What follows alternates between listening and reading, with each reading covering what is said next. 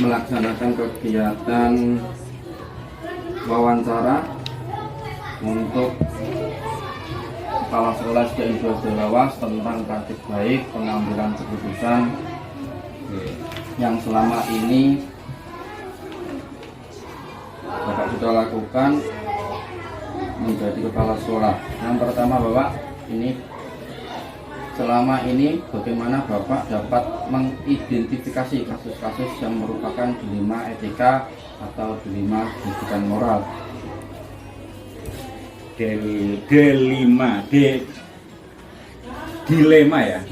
Dilema etika dan rujukan moral. Oke, untuk mengidentifikasi dua kasus ini berbeda ya. Jadi yang rujukan moral itu, kalau kita lihat dari bahasanya, rujukan moral itu adalah kasus di mana terjadinya itu ada bertolak belakang. Jadi antara kebenaran versus ketidakbenaran, atau baik dan buruk, atau benar dan salah. Ini penyelesaiannya lebih mudah karena kita punya patokan. Patokannya ada di masyarakat yang namanya norma. Norma itu hukum yang tidak tertulis. Kemudian ada aturan perundangan yang berlaku. Yang paling kecil saja di sekolah ada yang namanya tata tertib sekolah. Itu adalah aturan yang tertulis. Kemudian kalau yang kedua atau yang pertama tadi ditanyakan mengenai dilema etika, ini relatif lebih jeli kita karena kasus yang didasari atas dua hal yang sama-sama benar, kemudian sama-sama mengandung unsur kebajikan, kebaikan. Nah, ini ketika kasus itu mencuat, maka penyelesaiannya lebih rumit, ibarat makan dua si malakama. Jadi kita kalau tidak hati-hati di dalam mengambil keputusan, maka nantinya ada dampak atau efek yang timbul. Itu untuk identifikasi, Pak. Terima kasih. Pertanyaan selanjutnya, Bapak, selama ini bagaimana Bapak menjalankan pengambilan keputusan di sekolah, Bapak, terutama untuk kasus-kasus di mana ada dua kepentingan yang sama-sama benar atau sama-sama mengandung nilai kebajikan? Ya, ini jadi kalau untuk kasus dilema etika atau sama-sama benar tadi, maka ada pertimbangan yang lebih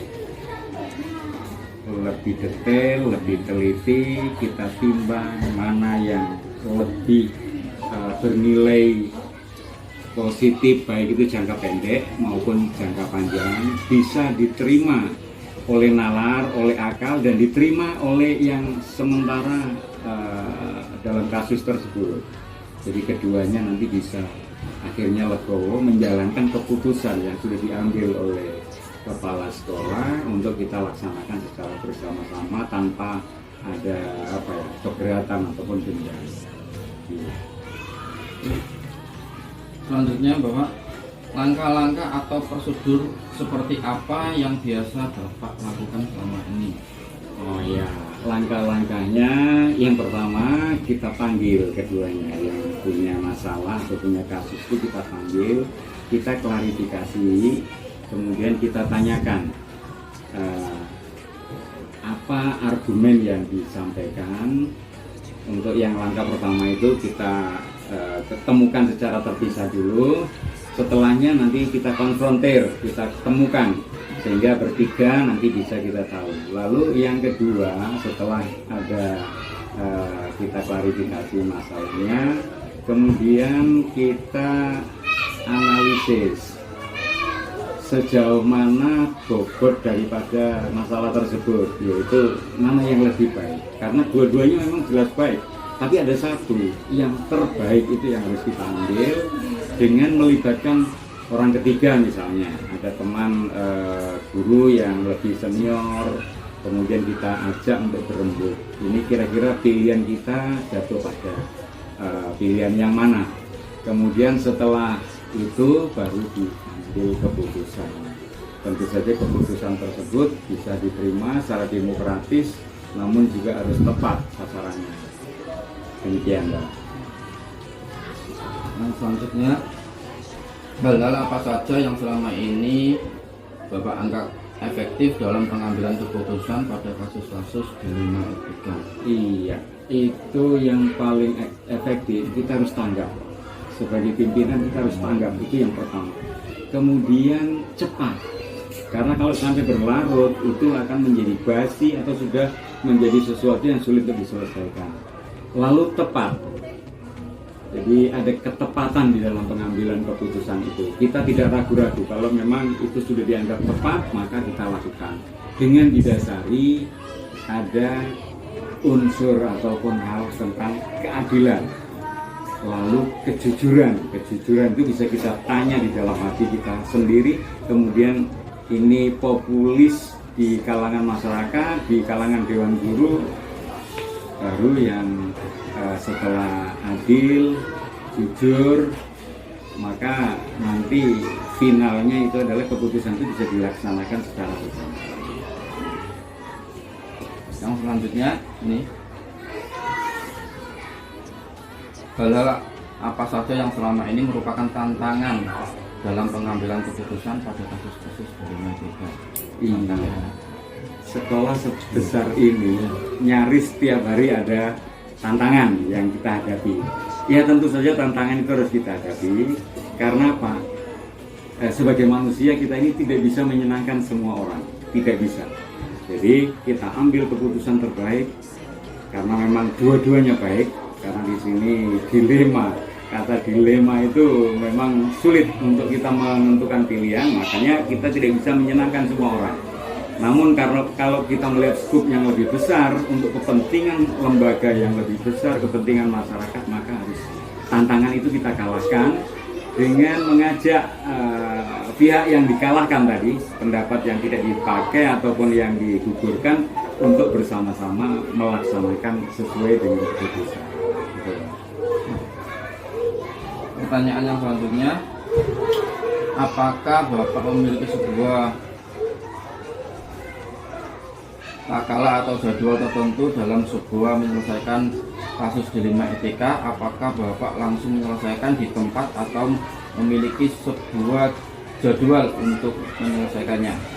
Untuk jadwal tertentu tidak ada, karena masalah timbul itu datangnya kita tidak tahu.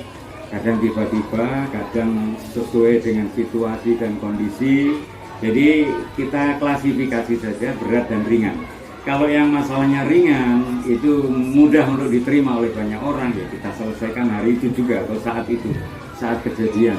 Namun kalau itu masalahnya berat dan itu nanti bisa berakibat ke meluas atau berdampak ke banyak orang, maka kita tunda dengan melakukan tahapan-tahapan tadi. Ya.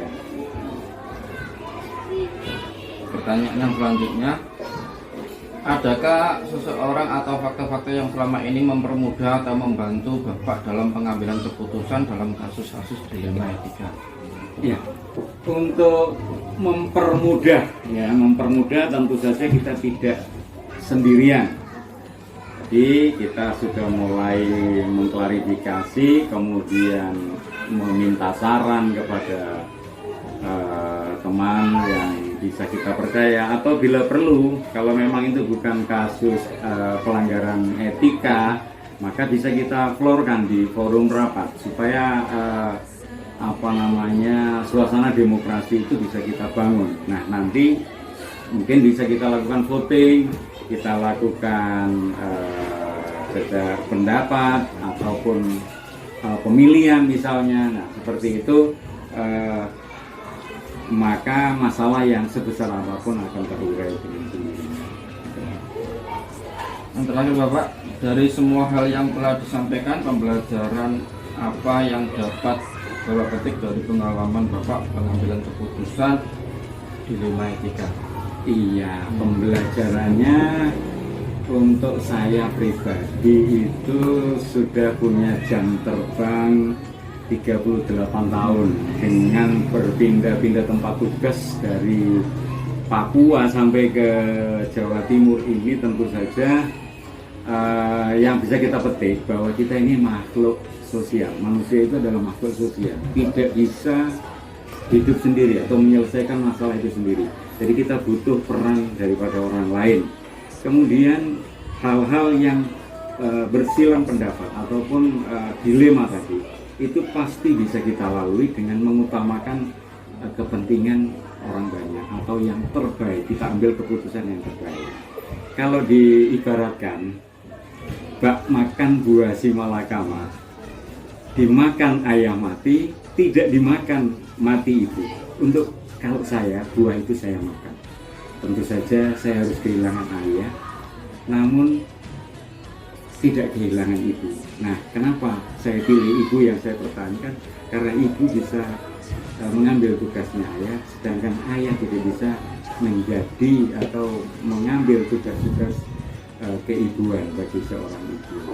Demikian yang dapat saya sampaikan. Terima kasih Bapak atas wawancaranya. Ini akan saya buat referensi ke depannya untuk pengambilan keputusan dengan baik dan bijak. Terima kasih Pak Burhan, mudah-mudahan sukses. Amin. Terima kasih dan Bapak. memiliki jiwa kepemimpinan yang baik. Terima kasih. Assalamualaikum warahmatullahi wabarakatuh.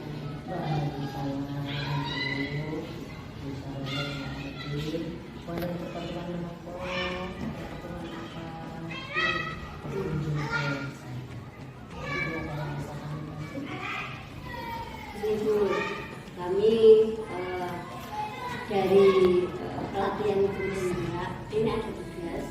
Kami berdua dari lembaga SDN 2 Sehawas untuk belajar ke Bu Eko tentang pengambilan keputusan. Nah, itu ada tugas dari guru penggerak. Mohon izin waktunya Bu Eko untuk saya Bapak izin untuk mengajarai tentang pengambilan keputusan. Di sini ada 8 pertanyaan saya sama Pak Udin. Pertama, Eko, selama ini bagaimana Ibu dapat mengidentifikasi kasus-kasus yang merupakan dilema etika atau bukan?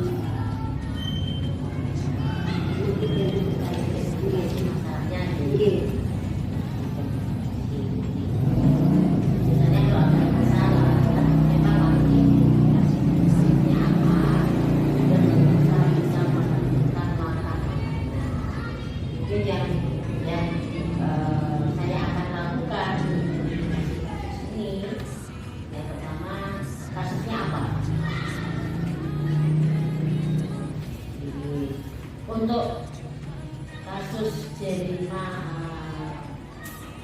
moral dan rujukan moral, kalau rujukan moral itu kasus ini benar dan benar, sehingga dalam penyelesaian masalah ini tidak banyak memakan waktu karena tinggal kita menyesuaikan dengan aturan yang sudah ada. Tapi kalau dilema moral ini agak berbeda dengan kasus yang pertama tadi, rujukan moral. Mungkin ini akan, karena situasinya dua-duanya benar, ini agak sulit dalam menyelesaikannya. Juga perlu adanya langkah-langkah yang harus diambil. Oke. Ya, kok gitu ya. Kasusnya berat, dilema ya, salah sebenarnya. Untuk yang nomor 2 Bu, selama ini bagaimana Ibu menjalankan pengambilan keputusan di sekolah, terutama untuk kasus-kasus di mana ada dua kepentingan yang sama-sama benar atau sama-sama mengandung nilai kebajikan? Kalau yang saya lakukan di lembaga saya, terutama biasanya saya untuk yang kasus benar dengan benar ini, yang pertama namanya biasanya saya identifikasi dulu masalahnya apa. Kita identifikasi. Setelah diidentifikasi, biasanya kita juga minta pendapat ke orang lain. Saya tunjukkan, saya minta pendapat. Kemudian yang keduanya, argumennya apa, bagaimana pemecahan bisa timbul. Kemudian keputusannya harus bisa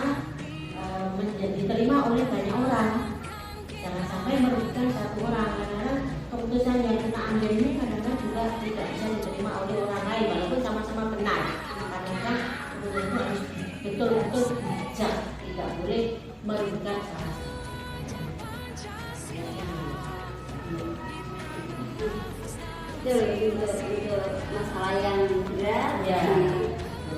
dijelaskan sama rekan-rekan. Ya, minta pendapat dulu gitu. Ini supaya menemukan jalan keluar dari masalah. Benar dengan benar ini kan sangat rawan untuk nanti untuk susah mengambil keputusan. Kemudian untuk pertanyaan selanjutnya, langkah-langkah atau prosedur seperti apa yang bisa Ibu lakukan selama ini?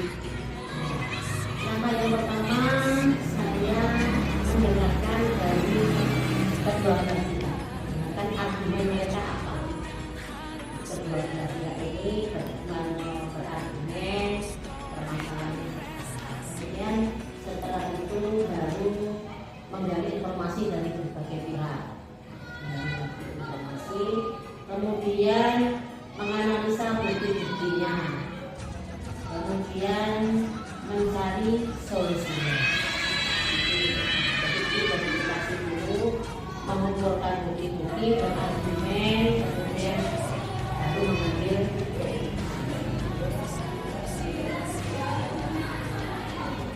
Langkah-langkah apa saja yang selama ini merupakan tantangan dalam pengambilan keputusan pada kasus-kasus dilema etika? tantangan ini. Maaf, hal-hal apa saja yang selama ini Ibu anggap efektif dalam pengambilan keputusan pada kasus-kasus dilema etika? Kepala sekolah dalam mengambil keputusan cepat, tanggap, kemudian tepat, tentunya itu tepat ya, tidak boleh ya namanya salah itu manusiawi ini, tapi cepat, tanggap dan harus tepat dalam mengambil keputusan. Tapi tidak lupa harus jangan mengesampingkan sifat adil, jujur, ya. Terus kita mau manusia bahwa keputusan itu tidak boleh sembarang kita ambil, tapi tepat, cepat dan tanggap. Untuk selanjutnya, monggo Bapak Uti. Pertanyaannya selanjutnya di WA. Hal-hal apa saja yang selama ini merupakan tantangan dalam pengambilan keputusan pada kasus-kasus dilema etika? Gimana coba ulangi? Nomor 5, hal-hal apa saja yang selama ini merupakan tantangan dalam pengambilan keputusan pada kasus dilema etika?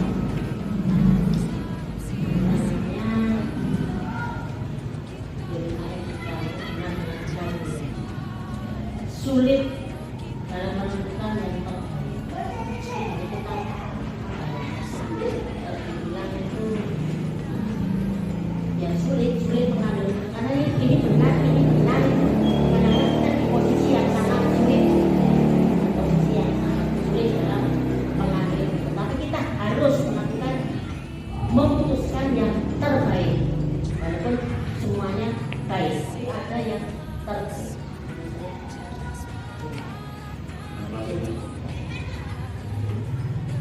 Apakah itu memiliki sebuah tata atau jadwal tertentu dalam penyelesaian sebuah kasus dilema etika?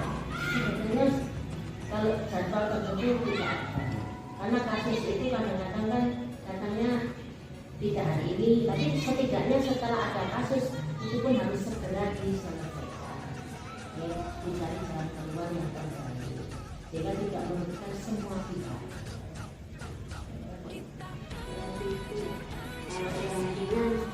Ya, diselesaikan. Kalau yang ya butuh waktu untuk menyelesaikan. Karena kalau yang berat kan masih kita menjadi sumber lain lagi nih. Kalau yang ringan itu bisa segera tidak kan.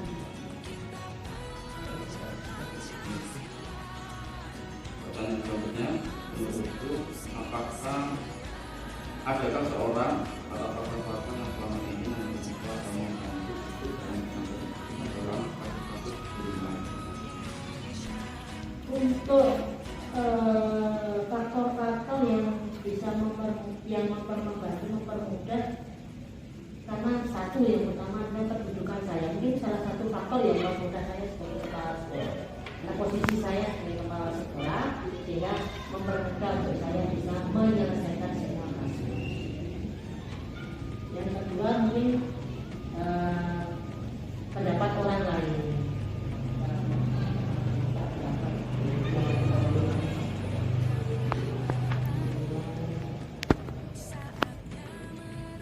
Apa sih masalah yang muncul? Misalnya itu dari problem atau kasus tadi apa itu yang kita cari. Kemudian waktu penyelesaiannya. Waktunya itu ada yang tadi gurunya menyebut kalau kasusnya ringan, waktunya bisa cepat. Tapi kalau kasusnya berat, berarti kan membutuhkan waktu yang cukup. Terus emosional kita saat menyelesaikan masalah itu kan perlu juga. Ketika kita emosi, dalam saat emosi menyelesaikan masalah kan kita mungkin masalah bisa selesai. Bertambah rumet.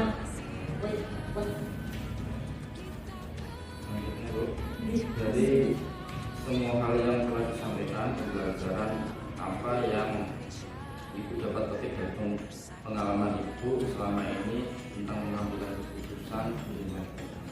Pembelajaran yang saya petik dari kasus-kasus seperti dilema etika itu bahwa kita ini manusia makhluk yang masih membutuhkan orang lain, kemudian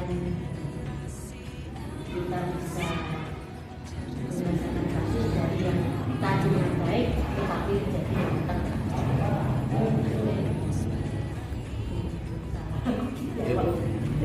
Terima kasih banyak. Memang saya lagi belajar jadi